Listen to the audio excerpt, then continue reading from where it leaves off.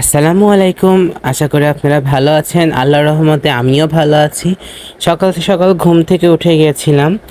সকালে যেহেতু পড়া দিয়েছিলাম ৬টার সময়, তারা চলে এসেছিল। পড়ানো শেষ করে এখন স্কুলের দিকে রওনা দিচ্ছি। ভাবছি আজকে হেঁটেই যাব, কারণ সকালে আমার জন্য হাঁটা মানে খুবই জরুরি হয়ে গেছে আর কি। একটা কথাই বলে না আর কি, ফরজ হয়ে গেছে। কারণ দিন দিন হচ্ছে আমার ওয়েটটা একটু বেড়ে যাচ্ছিল। তাই ভাবছি যে এখন সকালবেলা ট্রাই করব হেঁটে হেঁটে স্কুলে যাওয়ার জন্যই। তাহলে আমার হাঁটাও হবে আর স্কুলে যাওয়াও হবে। স্কুলে তো আমাকে যেতেই হবে, তো বেসিক্যালি আমার হাঁটা হবে আর কি। তো যাচ্ছিলাম। এই যে আমাদের হচ্ছে এটা হচ্ছে বাড়ির পেছন সাইডটা। এই ঘিরাটা হচ্ছে আমাদের, একদিন ঘিরাতে দেখাবো আপনাদের গাছগাছালি কি আছে। তো বাগান পেয়ে গেলাম। যেতে যেতে রোদ উঠে পড়ছে দেখেন। আসলে কুয়াশা ছিল, কিন্তু এইদিকে দেখছি যে আসলে হালকা হালকা রোদ উঠছে। শীতের দিনে এমনই হয়, দেখতে দেখতে কুয়াশা চলে যায়, আবার মুহূর্তের মধ্যে রোদ উঠে, আবার রোদ বুঝে যায়। তো সব মিলিয়ে শীতকালটা বেশ ভালো লাগে আমার কাছে। কারণ শীতকালে একটা জিনিস কি, সব কিছু খাওয়া দাওয়া করে পোশাক পরে একটা তৃপ্তি পাওয়া যায়, যার জন্য আমার কাছে শীতকালটা সব থেকে প্রিয় ঋতু। তো দেখেন গাছগুলো কি সুন্দর দেখাচ্ছিল, কুয়াশার জন্য আর বেশি ভালো লাগতেছিল। দেখতে দেখতে স্কুল আমি পেয়ে গেলাম। দেখতে দেখতে বলতে কি, হাঁটতে হাঁটতে স্কুলটা পেয়ে গেলাম। তো এই যে স্কুলে ঢুকে পড়বো এখন। তো বাচ্চা কাচ্চাগুলো লাইন করার পরে দেখেন ক্লাসে না বসে তারা খেলার জন্য ছোটাছুটি করছে। আসলে ছোট মানুষ তো একটু খেলাধুলা করবেই। এই যে ক্লাস টুর বাচ্চাদের আবদার ছিল যে তাদের কেন দেখানো হয় নাই আমার চ্যানেলে। তো তাদের আবদার আজকে পূরণ করলাম। তারা বলতেছিল যে স্যার কেন আমাদেরকে তোলেন না, সব ক্লাসে তো আপনার ভিডিও নিয়েছেন, কিন্তু আমাদের কেন আপনার চ্যানেলে এখনো পর্যন্ত দেন নাই। তো স্কুল শেষ করে এখন হচ্ছে বৃষ্টিকে পড়ানোর উদ্দেশ্যে বের হচ্ছি। আসলে ভয়েস দিতে আর কি আমার খুব কষ্ট হচ্ছে, কারণ আমার প্রচুর ঠান্ডা লেগেছে। তো নিঃশ্বাস আর কি বন্ধ হয়ে আসছে। তো আমি আর কি খুবই কষ্ট করে ভয়েসটা দিচ্ছিলাম। তো আজকে ভয়েসটা যদি দেওয়া খারাপ হয় তাহলে এটা আর কি ইগনোর করবেন। যেহেতু আমার প্রচুর ঠান্ডা লেগেছে, এই জন্য আর কি ভয়েস দিতে খুবই কষ্ট হচ্ছে, নিঃশ্বাস বন্ধ হয়ে আসছিল বারবার। খুব কষ্ট করে ভয়েসটা দিচ্ছি। তো শুভ্রর দোকানে এসে নিজের ছবিটা দেখে বেশ ভালো লাগলো। তো শুভ্রকে বলতেছিলাম যে এটা আমার ছবি না। তো শুভ্র বলতেছিল যে হ্যাঁ, আপনাকে সবাই তো চিনে, ছোট বড় সবাই। তো কথাটা শুনে বেশ ভালো লাগলো। তো বৃষ্টিকে পড়ানো শেষ করে এই যে বাসার দিকে চলে যাচ্ছি। আসলে বৃষ্টিদের বাসায় আজকে অনেক মেহমান ছিল, যার কারণে ভিডিও ফুটেজটা নেওয়া হয় নাই। তো বাসার দিকে যেতে যেতে একটা হাস্যকর কাহিনী আছে। তো হাফ রাস্তা না যেতে মনে হচ্ছিল যে আমি স্টিকারটা রেখে আসছি, যার কারণে দেখেন আবার ফের ঘুরে আসলাম ওদের বাসায়। তো বাসায় এসে যেহেতু কেকের অর্ডার ছিল, এই জন্য বসে পড়লাম কেক বানানোর জন্য। যেহেতু অর্ডার আছে, আমার কষ্ট হলেও তো কেক ডেলিভারি দিতেই হবে। যেহেতু কেক অর্ডার করে মানুষজন আর কি তাদের বার্থডে সেলিব্রেট করার জন্য। তো আসলে সেই দিনটা সবার কাছে স্পেশাল থাকে। তো আমার জন্য কারোর বার্থডে আর কি মাটি হোক আমি চাই না। তো আমার অনেক কষ্ট হচ্ছিল কেক বানাতে, কিন্তু তারপরেও ভাবলাম যে যেহেতু অর্ডার নিয়েছি আমাকে ডেলিভারি দিতেই হবে। তো দেখেন এখন সাইডের বর্ডারটা একটু কাটা কাটা করে দিচ্ছিলাম। তো কাস্টমারের ডিমান্ড ছিল যে পার্পল কালারের নিবে, তাই ভাবছিলাম যে পার্পল কালারের ফুল দিব। আর নিচে একটু জিগজ্যাগ করে নিচ্ছি যাতে দেখতে একটু ভালো লাগে। তাই সাইড দিয়ে একটু মানে কেক কাটার ওইটা একটু ডিজাইন করে নিচ্ছিলাম। আমার কাছে স্প্যাচুলা ছিল, কাঠ ছিল আর কি। কাঠ দিয়ে করলেও হয় আর কি, কিন্তু কাজটা তাড়াতাড়ি করার জন্য আর কি এটাতে করছিলাম। আমার কাছে এই নাইফটা দিয়ে ফিনিশিং দিতে কেন জানি ভালো লাগে। আসলে পাতলা জিনিস দিয়ে কেকের ডেকোরেশন ভালো হয় আর কি, শেপটা ভালো আনা যায়।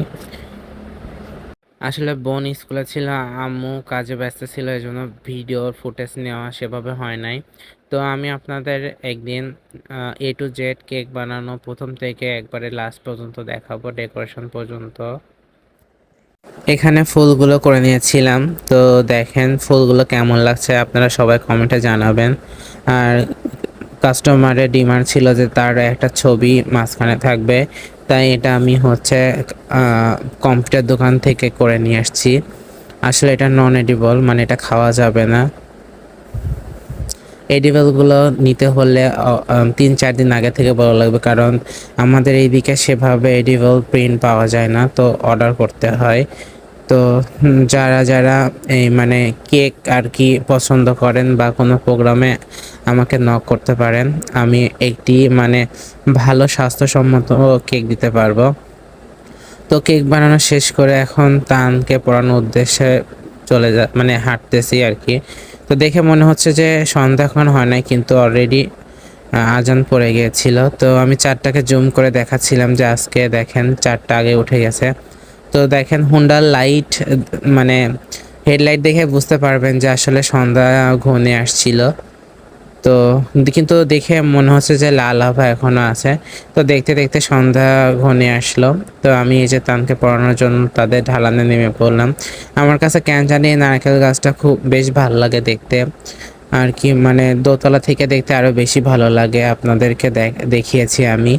তো এই যে যাচ্ছিলাম, তো এখন আমি লাইট আর কি জ্বালায়ে যাই, কারণ একদিন পিকনিক হতে ছিল এখানে, যার কারণে আমি আর প্রায় অলরেডি গেলে বেঁধে যেতাম। তো এই যে তানকে পড়ানোর জন্য ঢুকে পড়লাম আর কি, বাসাতে ঢুকছিলাম, কাকি মেবি ঘরের মধ্যে ছিল।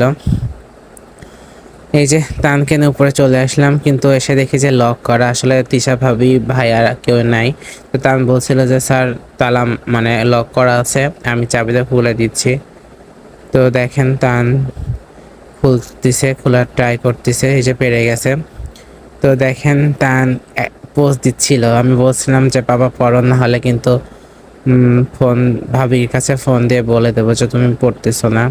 তো বলছে যে না স্যার আমি পড়বো, সমস্যা নাই। তো তানকে পড়ানো শেষ করে এই তো এখন বাসার দিকে যাব। আর কি শরীরের অবস্থা বেশি একটা ভালো না, ঠান্ডায় আসলে মানে বুক টুক মানে জাম হয়ে আসছে, নিঃশ্বাস নিতে খুবই কষ্ট হচ্ছিল। তারপরও যেহেতু তানের পরীক্ষা, এই জন্য আর কি যাওয়া পড়াতে। তো বাসায় এসে দেখলাম যে আম্মু এভাবে আপেল ভিজিয়ে রাখছে। আসলে বাবা হাটে থেকে আপেল আর বেদানা নিয়ে আসছে।